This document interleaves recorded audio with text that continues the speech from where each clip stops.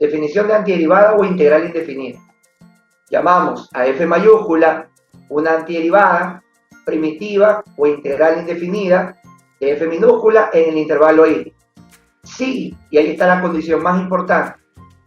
Sí, la derivada de f mayúscula, mire bien, sí, la derivada de f mayúscula con respecto a x nos da como resultado f minúscula.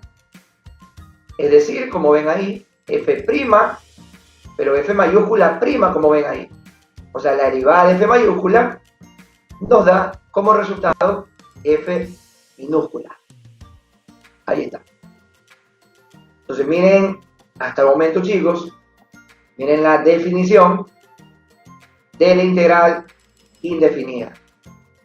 Esa notación, chicos, esa notación que están viendo es una de las notaciones más famosas del cálculo, ¿sí? Esta notación se la atribuye a un gran matemático de nombre Gottfried Leibniz, que muchos matemáticos dicen que es el verdadero padre del cálculo. ¿Sí? Muchos matemáticos dicen aquello. Y no Sir Isaac Newton, como oficialmente es reconocido como padre del cálculo. ¿Sí? Entonces, esta notación proviene de lo siguiente. ¿Ya? En la notación que hace un momento se mencionó, se vio un símbolo como una letra S alargada. Miren, vamos a referirnos a lo siguiente. Cuando hablamos de la antiderivada, hace un momento fue definida, habíamos dicho que si nosotros f mayúscula, recuerden, f mayúscula lo derivamos, ¿cierto? Obtenemos la función f minúscula. Mire eso ahí, ¿ok? O sea, si una función f mayúscula cumple con esa condición, esta es la condición, ¿ok? Esa es la condición, ¿para qué? Para que f mayúscula sea la antiderivada de f minúscula, ¿ok? Entonces, según la notación de Leibniz, que fue vista en el curso de cálculo 1, cálculo diferencial, decir f mayúscula prima es lo mismo que diga lo siguiente, miren, es la derivada de f mayúscula con respecto a x, ¿verdad? Esta es la notación de la derivada, ¿sí? Y esto, claramente aquí dice, debe ser igual a f minúscula. Como la derivada de f mayúscula debe, con respecto a x, nos debe ser igual a f minúscula, nosotros podemos escribir lo que ven en esta línea. Ahora, este diferencial, miren una que tienen aquí, ¿no? Este diferencial que se encuentra en el denominador, lo podemos tranquilamente pasar a multiplicar al lado derecho. Entonces tenemos diferencial de f mayúscula es igual a f minúscula y por el diferencial de x. Y luego aplicamos el proceso inverso a la diferenciación, que es la integración. Entonces, en ambos lados de la expresión que está ahí, esa ecuación, vamos a tomar la integral indefinida. Vamos a integrar el lado izquierdo y vamos a integrar el lado derecho. Por el momento, les comento, este símbolo que es como una letra S alargada, el símbolo de la integral o la antiderivada, ¿sí? Se lo utiliza porque es como una letra S, porque significa una sumatoria. En el lado izquierdo, usted tiene aquí la antiderivada de un diferencial. Como son procesos opuestos, es como que se elimine. Y aquí nos queda simplemente f de x, pero f mayúscula. Y esto es igual a la integral de f minúscula de x por diferencial de x. Y esta es la notación de la integral indefinida. Vamos poco a poco yéndonos más familiarizando. Vamos familiarizándonos poco a poco con esta notación, ¿ya? Miren, voy a hacerles como una tablita, ¿ya? Pongamos así, función, y acá del lado derecho pongamos su derivada. Por ejemplo, si usted tenía la función x cuadrado más 5x, ¿ya? Entonces pregunto, ¿cuál es su derivada? La derivada de x cuadrado más 5x, que sabe y lo tiene clarísimo, es 2x más 5. Esa es la antiderivada. Si tenemos, por ejemplo, la función seno de x, sabemos que su derivada es ¿quién? Derivada de seno, coseno de x. Si tenemos, por ejemplo, la función exponencial, sabemos que si esa función le calculamos su derivada, entonces va a ser la misma, ¿no? Recuerden que la derivada de la función exponencial es la misma función exponencial, pero la exponencial natural, como ven, ¿no? E a la x, que es la función exponencial natural, ¿ya? Porque es la base e. Entonces, cuando nosotros aplicamos esto que estamos viendo, estamos aplicando el proceso de derivación. En cambio, si hacemos todo lo contrario, o sea, si de esta función sacamos la función que está a la izquierda y así con los demás, en ese caso estaríamos haciendo el proceso opuesto. Ese sería el de la integración. Por ejemplo, supongamos, miren, nosotros en esta tablita de lo que está aquí en el lado izquierdo, hemos obtenido lo que ven en el lado derecho, ¿ya? Ahora vamos a hacer al revés.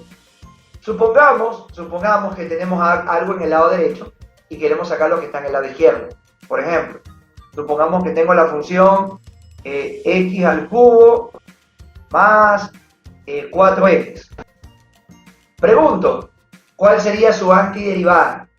El factor que me falta para que me quede bien esto sería 1/4 x a la cuarta más 2x cuadrada. Así sería, chicos. Pero si pensamos ahora de esa manera, si ahora pensamos al revés, estamos calculando la antiderivada. Miren bien, ¿sí? Miren bien. Dirá, pero ¿por qué, profe? A ver, mentalmente, ¿cuál es la derivada de 1/4 por x a la cuarta? Sale el 1/4 y derivo x a la cuarta. Al derivar x a la cuarta, me da 4x cubo. Ese 4 que vas a multiplicar con el 1/4 que ven aquí se simplifica y nos queda solamente x cubo, ¿sí ven? Y más, si usted deriva 2x al cuadrado, saco el 2 y solamente derivo x cuadrado. Al derivar x cuadrado me queda 2x. Y con el 2 que estaba aquí afuera, por eso queda 4x como está ahí. Ahí está, perfecto. Nuevamente, otro ejemplo. ¿Qué función al derivar, escuche bien, qué función al derivar nos da la función seno de x? Lo voy a poner aquí. Va a ser menos coseno de x. El menos, como es una constante, sale, ¿verdad?, de la derivada y solamente derivas coseno. Y pregúntate, ¿cuál es la derivada de coseno? La derivada de coseno es menos seno. Entonces, como yo quiero que me quede solamente seno de x, no quiero que me quede menos seno de x, entonces por eso el menos que está acá afuera se compensa con el menos de la derivada del coseno. Y entonces por ley de signos, menos por menos hace más, y por eso queda simplemente seno de x. Ahora, de las notaciones que estamos adoptando ya desde hoy, todo lo que está en el lado derecho, es lo que llamamos la función f minúscula. Y todo lo que está en el lado izquierdo es lo que ahora estamos llamando como la función f mayúscula de x. ¿Ok? Ahora, miren lo siguiente. Por ejemplo, nosotros tenemos aquí que si a la función f de x, coseno de x, ¿verdad?, la integramos, nos da la función seno de x, ¿verdad?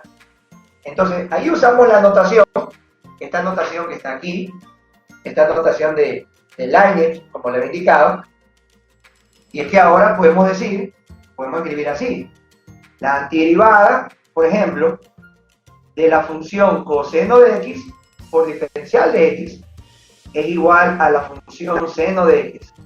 Por ejemplo, el otro caso que teníamos, el ejemplo 4, la antiderivada de x cubo más 4x.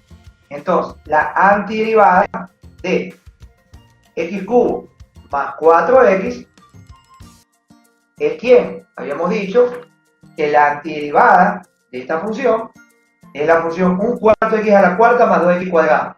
Ahora miren algo interesante que voy a agregar acá. Miren, si nosotros, ¿no es cierto?, derivamos lo que está en el lado izquierdo, me tiene que dar en el lado derecho. Y eso se puede verificar a simple vista, ¿verdad? Dirá, por ejemplo, alguno, profe, por ejemplo, veamos el segundo caso que está aquí. Si yo derivo seno, obtengo la función coseno, ¿verdad? ¿Sí? Eso no quepa la menor duda. Ya. Pero por ejemplo, dirá, profe, pero a mí se me ocurrió que la función a la izquierda sea no solamente seno de x, sino que sea, por ejemplo, seno de x más 1. Supongamos que alguien dice eso. Profe, yo le quiero poner en el lado izquierdo seno de x más 1. Tampoco está mal. Mire, si usted deriva seno de x más 1, primero, derivar el seno de x es coseno de x, ¿verdad? Más. Y al derivar 1, como el 1 es una constante, al derivar la constante me va a dar 0 y va a seguir siendo coseno de x. Dirá otro, profe, pero no, yo no le quise poner más 1, sino que le quise poner más 10. ¿También me da lo mismo? Sí, también da lo mismo. Entonces, mire lo que estoy construyendo en este caso, la idea que quiero que en este momento quede clarísima. Entonces, si yo le pongo seno de x más 10 en el lado izquierdo y esto lo derivo, me sigue dando como resultado coseno de x, ¿verdad? Entonces, en el lado izquierdo no solamente estamos hablando de una antiderivada, sino que estamos hablando de una familia de antiderivadas. O sea, yo a esta función, o mejor dicho, a cualquiera de estas funciones, yo le puedo sumar cualquier numerito, cualquiera, y el resultado va a seguir siendo, al derivarlo, ¿no? Va a seguir siendo lo que está en el lado derecho. Es más, para poner felices a todos, mejor no ponemos más 10, porque alguno dirá, profe, pero ¿qué pasa si él pone más 10, yo pongo más 50 y mi compañero pone menos 20? ¿Está bien la respuesta? Sí, en todos los casos. Ya, pero para dejar contentos a todos, mejor ponemos más una constante de integración. Ponemos la letra C. Por eso, en todos los casos, ponemos más una constante de integración. Más C. ¿Sí ven? Entonces, la antiderivada de coseno de x, puedo decir que seno de x, por ejemplo, más C.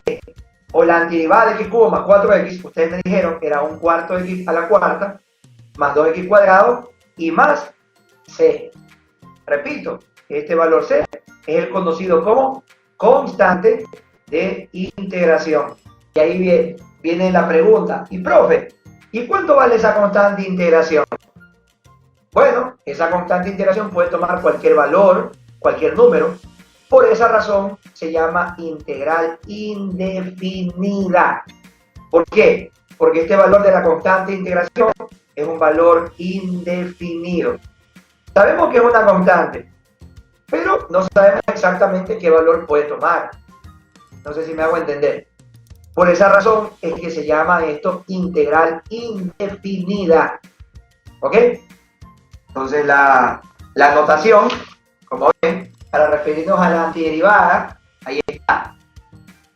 Esa es la integral de f de x de x. Miren, estas dos cosas van de la mano. Este símbolo de la letra S alargada con este diferencial siempre van de la mano, chicos. O sea, no pueden faltar. Lo que está aquí en medio de ellos es lo que hay que integrar. Entonces la integral, como f mayúscula, ¿sí?, suma la constante de integración, como vemos ahí. ¿Ok? Entonces esa es la notación para referirnos a la antiderivada.